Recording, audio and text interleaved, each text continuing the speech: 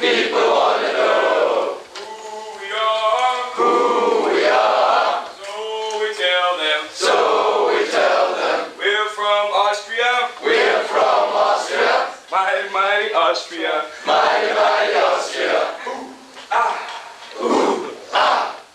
Ooh, ah. Ooh, ah. Oh! Oh! Clap it up, clap it up, clap it up.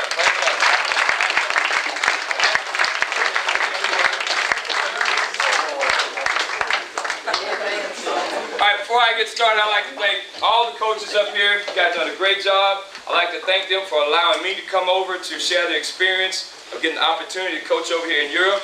It's been a great, great track for us. Where's Coach Kent? It's my road dog. We started waiting in Scotland, and we've been going ever since. Who else was with us? We lost one, right? Yeah. Just you and I, baby. Yep, Coach Daniels. We picked up Coach Daniels a little bit more than halfway through the thing here, and we've been really enjoying ourselves, but we've been also enjoying the experience of working with each and every country. You guys have worked very, very hard, and young ladies have worked very, very hard to get some things done. Now, after that's all said and done, give yourselves a round of applause for making it through these 4 days.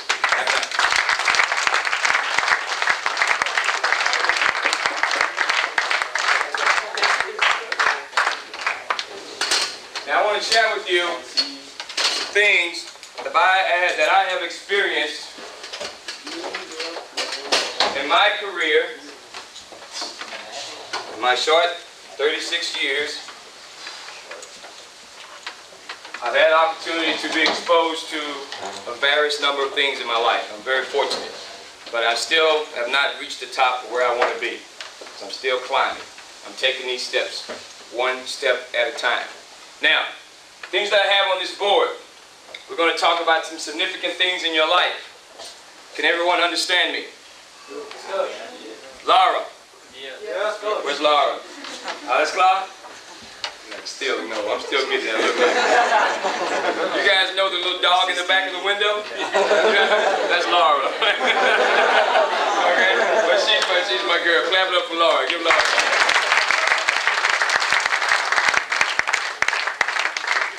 Laura, believe me, it is just as tough for me as it is for you. Because when you speak German, I'm like, okay? All I get is nine and knee and the shies and stuff, okay? That's the first word you guys teach us Americans when we come over, how to curse, okay? But not all bad, because we take it back to the States and we can get away with it, you know? All right, here I want to talk about this here. You were born in 19 whatever. Who's the baby in there? Who's the baby in the group? Who's the youngest? When were you born, Stephen? 86. Boy, you want to know what I was doing? I just finished college in 86. How, 19 what? 89? 86 too? 86? 87. 87. 87? What? I was 87 too, Laura? I was in NFL that time. I was an old man. We don't want to talk about Tino's age. Alright. Alright. Now, you were born in what? 1987, 86, 60 something, 45?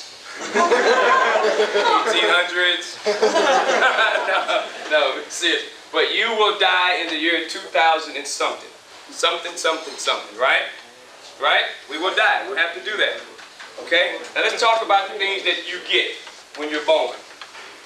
A spank on the butt. Right? You get a spank on the butt. You may like it, some may giggle, some may cry. Okay? That might tell your whole life story right there. Alright? But at any rate, you get a spank on the butt, you get your own little bed, you get your own little audience, everybody looking in the window, ooh, look at him. Stranger, ooh, he's so cute. Okay? But you get your own audience. You get a captive audience. You even get your name outside your little baby bed. Baby big head, baby little big head. Okay, baby big feet, you know, stuff like that, all right? But at any rate, you get a lot of things that happen to you. A lot of things happen to you. You get identified.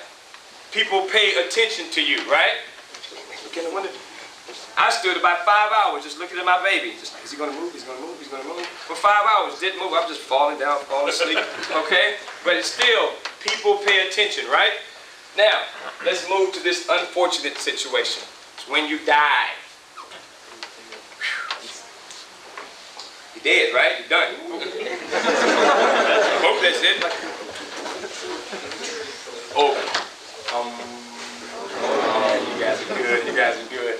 All right, now, you get your name in the newspaper. Right? You get your own section of the newspaper with all other dead people. Right? Hey, that's you on another page over there, George? No. All right? Also, when that's said and done, a lot of people, once again, come up and they cook dinner for you. You can't eat one, you can't taste a thing. Oh, this is good food. They cook the best meal probably the whole year just to celebrate this situation, good, bad, or indifferent. Right? Don't a lot of people get together and they cook food? All the aunts and people you never wanted to see, they come over your house now. Go figure here, okay? Go figure. All right? Also, you have your own little house, about this big. But it's closed doors this time. All right? Nobody's really want to look at you that much like they did when you were born, right? It's nice lining, like silk and fluffy and all that stuff. And you get to hold your favorite position for the rest of your life. You get to hold yourself down, okay? Not only that, you get a police escort, policia. They come there with this long black limousine. So how many of you rode in a limousine yet? See? So you get your own limousine, okay? You put your house in your limousine, right? You change the newspaper with the picture on so you can remember yourself, right? Okay? You get to run every red light you possibly want to. They stop all the lights. Police would say, go, everybody, go, just go, just go. Get them out of here, get them out of here. Okay? When you were living, you had to stop at the lights, right? Now you don't. Just go right through. Also, you have your own real estate. 6 feet of grass. 6 feet down, probably a few feet across. You own that. It's yours. Yours. People come again, congregate all right after their bellies are full. Right? Right? You say the last words, they give you roses, and they look at you again. Okay? Just like they looked at you when you were coming in the world, they look at you as you leave the world. All right? So, do you see all the things that you get when you die and when you're born? But the purpose of this speech is to talk about this area here. This Bindustries. Dash. Okay? This is a dash between your life. What do you do at this period in your life? This is what's most important. How will you be remembered about this dash? Okay? You need to live your life how? Some of you can live it on the edge and just be all you can be. Or some of you can stand back from the edge and peek and say, ooh, that's far. But you can still get things done in your life. That's okay. Those of you that live on the edge, you keep going. You keep going. Sometimes you fall off, right? But what do? You get right back up there and you get right on the tip and you just go for it and you go for it and you go for it and you go for it. You push yourself like you pushed yourselves this week. You came in at a certain level right here. But I guarantee you left at this level. It may be physically, I guarantee you it's going to be mentally. Okay, if you didn't learn but one thing here, you increased. You got better. If you didn't learn anything, you just stayed. That's far. Just keep going on. That's okay because there'll be another opportunity for you to do what? Create your own experience. Create your own experience. What that means is that you decide what happens to you. Not Coach here, not me, not Tino. You decide to wake up late and be late for class. You decide to wake up on time and be early for class. You decide not to do your homework. You decide to talk all night to your girlfriend. He decides to walk in front of my camera.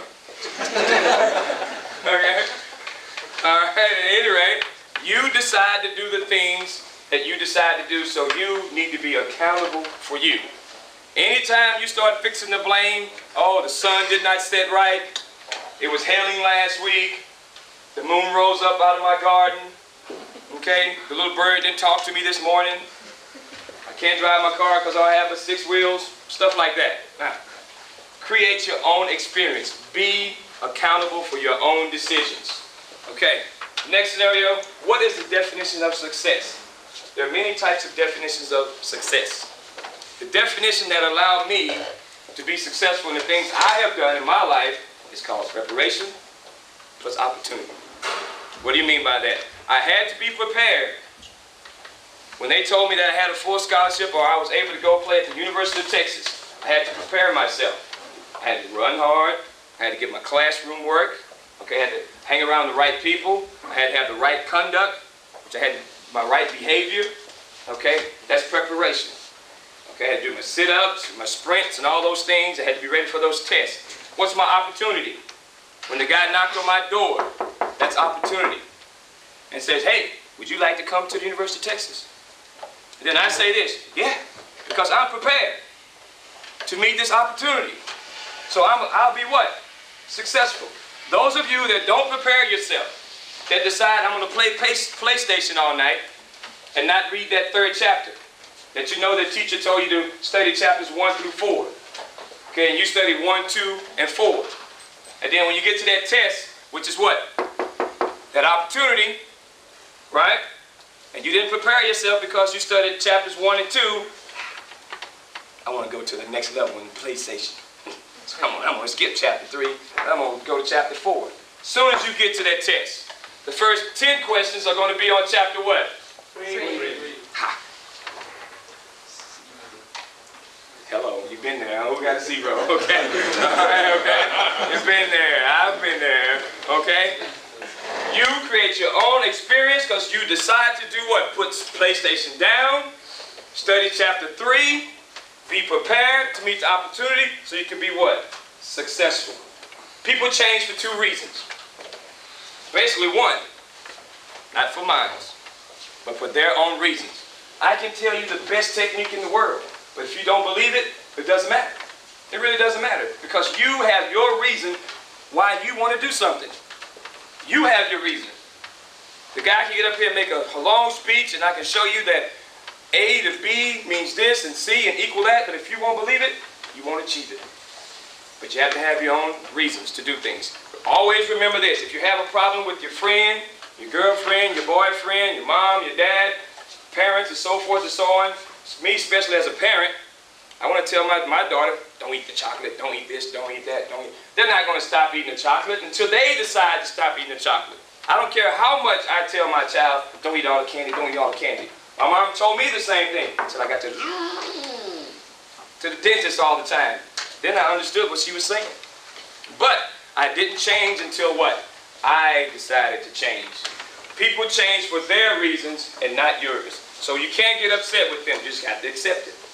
And at some point in time, they'll see the change. They'll move forward. 2 kinds of people you want to be around, I believe. There are those of you that are in the way, and those of you that are on your way.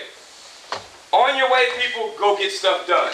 On the way, people be proactive. They see a problem, they go fix it. They see you need help, they say, hey, can I help you out? People that are in the way, creative avoidance. They see a problem, you know, boy, the sun is sure shining bright over there. Hey, you need me over here? Creative avoidance. If you see a person down the street like Sabina, that's the type of person that you want to be around. So you'll do a, hey, Sabina, how you doing? Yeah, you got high five and so forth and so on. If you see another person you don't want to be around, what do? Do something. You tie your shoes up, okay? You probably go around the block just to avoid that person. Have we encountered people like that? Right? Yeah, you have people in this world like that. So, be the type of person that's what? On your way. Because this is a people's world, and you can't do without people. If you tell me another way, email me and let me know. Okay? Because this is a people's world. Any questions, Alex Cloud? Yeah. I'm German. I want to finish up. Any choice you make is the right choice. I've said that before. Any choice you make is the right choice.